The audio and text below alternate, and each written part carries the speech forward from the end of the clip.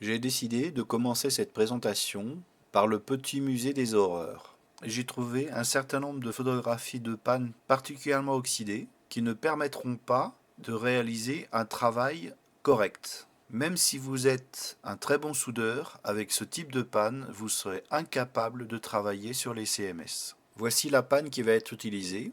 Elle a déjà soudé des milliers de composants et pourtant, sa pointe est encore tout à fait utilisable. Il est indispensable que votre pointe de fer à souder soit dans le même état que celle-ci.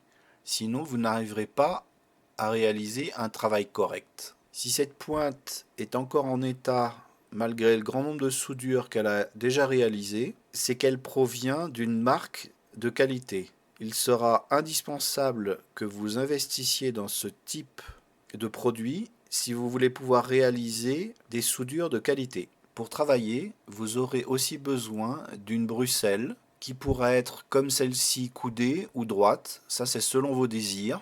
Il est nécessaire que la bruxelle soit en très bon état. Il n'est pas obligatoire qu'elle soit aussi pointue que celle-ci, ni obligatoire qu'elle soit coudée. Il est particulièrement important lorsqu'on soude des CMS de disposer d'un flux de soudure en quantité. C'est particulièrement indispensable lorsque la soudure est sans plomb. Lorsque le travail de soudure sera terminé, il faudra disposer d'une brosse avec des poils durs. Cette brosse devra être antistatique afin de ne pas risquer d'endommager les composants au moment du nettoyage.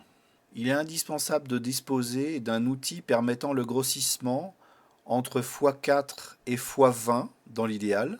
J'ai rassemblé un petit échantillonnage de tous les dispositifs disponibles dans le commerce, les prix variant de moins de 100 euros jusqu'à 1000 euros. Un dernier point, c'est le choix de la chaise. Les chaises de bureau sont à éviter absolument. Elles sont en matériel synthétique qui produit des charges électrostatiques en permanence et c'est particulièrement dangereux pour les composants CMS. Privilégiez plutôt une simple chaise en bois ou une chaise avec un pied métallique. Si vous avez plus de moyens, vous pourriez éventuellement acheter une chaise en matériaux conducteurs, y compris sur la partie plastique, mais c'est un autre budget. Maintenant que les introductions sont terminées, nous allons passer à l'objectif principal de cette vidéo. La plupart des composants sont des CMS de type 1206. La panne que je vais utiliser est un peu trop pointue. Elle va donc poser quelques problèmes sur certains plots et ça nous permettra de comprendre pourquoi il vaut mieux éviter d'utiliser une panne aussi fine que celle-là. Pour la soudure manuelle des composants, il y a deux méthodes principales que l'on peut utiliser. La première, que nous allons voir, consiste à mettre de la soudure sur la pointe du fer. Au préalable, du flux a été disposé sur les empreintes. Ensuite, nous amenons le composant en place grâce à la bruxelle et puis la pointe du fer à souder vient à la fois toucher l'empreinte du composant ainsi que le composant lui-même afin de chauffer au mieux les deux parties simultanément. Le composant suivant est une résistance de type 1206. Ce composant ayant une hauteur plus faible que la précédente capacité, il est un peu plus facile à souder. Pour les composants qui sont relativement plats, il ne sera pas forcément nécessaire de retourner la carte pour pouvoir travailler. Il faudra être attentif de bien plaquer le composant avec la bruxelle afin de s'assurer que celui-ci soit bien au contact avec le circuit imprimé. Le composant suivant est une porte logique de type buffer. La technique de soudure qui va être utilisée est légèrement différente. On commence d'abord à mettre de l'étain sur une des empreintes du composant et seulement une seule empreinte. Ensuite, on met le composant en place à l'aide de la bruxelle, puis on chauffe la pâte afin de souder celle-ci au circuit imprimé. Il ne reste plus qu'à chauffer les autres pâtes. La panne conservant une petite quantité de soudure, il ne sera pas forcément nécessaire d'en rajouter. Afin de s'assurer que les pâtes sont correctement soudées, on peut repasser une deuxième fois sur chacune d'entre elles. Là, il y a eu une erreur. Un composant a été soudé au mauvais emplacement. Compte tenu de la grande quantité de flux présent sur la carte, le retrait de la soudure grâce à de la tresse ne pose aucun problème. Là, nous sommes en présence d'un composant un petit peu plus gros. Il s'agit d'une diode, 1 ampère. La technique utilisée dans ce cas-là est de déposer de l'étain sur l'un des deux côtés et ensuite d'amener le composant au contact avec la pointe du fer à souder. Comme celui-ci est relativement haut, la carte est retournée pour plus de facilité comme précédemment. Dans l'exemple qui suit, nous allons souder une capacité. L'un des deux plots de la capacité est relié à la masse. En conséquence, nous allons voir, grâce à ce cas, le problème d'utiliser une pointe aussi longue. La soudure n'a pas réussi à fondre correctement sur le plot, elle a plutôt figé, et il va être nécessaire d'utiliser une pointe beaucoup plus grosse.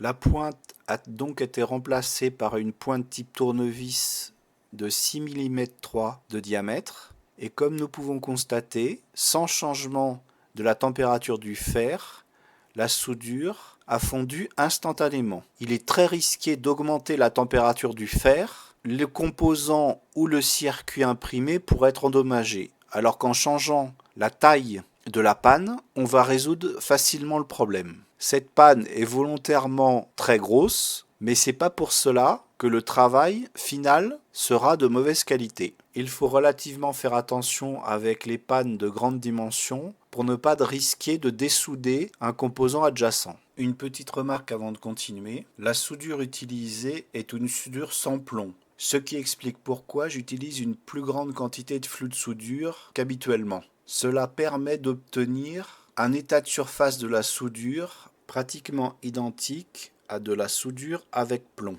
Si vous utilisez de la soudure avec plomb, la quantité de flux de soudure sera significativement plus faible. Malgré l'utilisation de cette soudure sans plomb, vous avez pu constater que la soudure se fait sans vraie difficulté. Nous avons là un nouvel exemple d'une pâte de condensateur reliée à la masse qui nécessite aussi l'utilisation de la panne de 6 mm.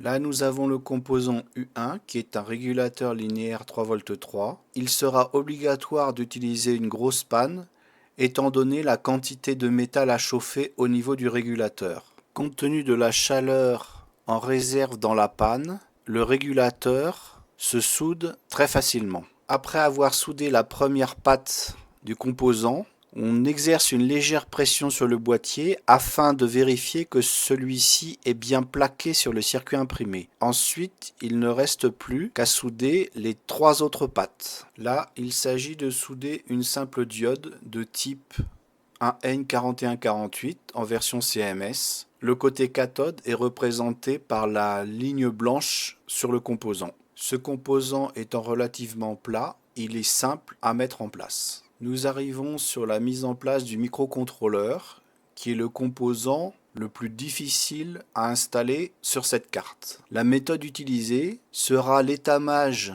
d'une seule pastille sur l'un des coins de l'empreinte. Ensuite, on aligne le circuit intégré avec son empreinte. On réchauffe pour l'aligner parfaitement avec l'empreinte. On appuie sur le boîtier et on peut souder une deuxième patte puis une troisième. On remarque que je n'ai pas besoin de recharger ma panne avec de la soudure car la panne contient une réserve suffisante pour faire l'intégralité d'un côté du microcontrôleur. Pour l'autre côté, il sera nécessaire de remettre un petit peu de soudure sur la panne. On repasse chaque pin du microcontrôleur une deuxième fois pour s'assurer que la soudure est correctement réalisée. Maintenant, il s'agit de souder le connecteur d'alimentation. Étant donné que j'ai utilisé la panne longue et fine, comme celui-ci contient une grande quantité de métal à chauffer, le résultat obtenu est de médiocre qualité. Il va être indispensable de changer la panne afin d'améliorer ce résultat. Après changement de la panne, on remarque que la soudure fond plus rapidement et que ça améliore l'état de la soudure. Compte tenu de ce que nous avons vu précédemment, le deuxième connecteur sera soudé à l'aide d'une grande quantité de flux et avec la panne de 6 mm de diamètre. On remarque que la soudure se fait très facilement et très rapidement et il n'y a aucun risque d'endommager le plastique du connecteur. La dernière grosse pièce à souder est le connecteur rotatif de type EC11. il est certain, compte tenu de la taille des contacts, qu'il faudra utiliser impérativement la panne de 6 mm de diamètre. On peut voir que la soudure s'effectue sans difficulté. La réserve de chaleur de la panne de 6 mm 3 étant suffisante pour chauffer très rapidement l'ensemble. Même les deux crochets de fixation latéraux sont soudés rapidement sans aucune difficulté. Maintenant, nous voyons le résultat de la soudure de l'ensemble des composants. La carte étant largement recouverte de flux de soudure, il va être nécessaire de bien la nettoyer à l'aide soit d'alcool isopropylique, soit d'éthanol pur. Voici le résultat de la carte après nettoyage. Il n'y a aucun dégât sur le circuit imprimé. La qualité des soudures de ce circuit permet d'être sûr qu'il n'y ait aucun fond contact avec les composants. Le circuit est donc prêt pour les premiers tests de programmation.